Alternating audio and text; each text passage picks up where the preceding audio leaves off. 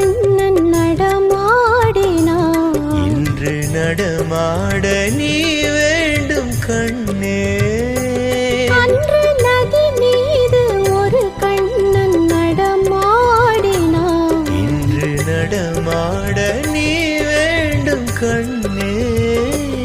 அன்று கடல் மீது ஒரு கண்ணன் துயில் மேவினான். இன்று துயில் மேவ நீ வேண்டும் கண்ணே.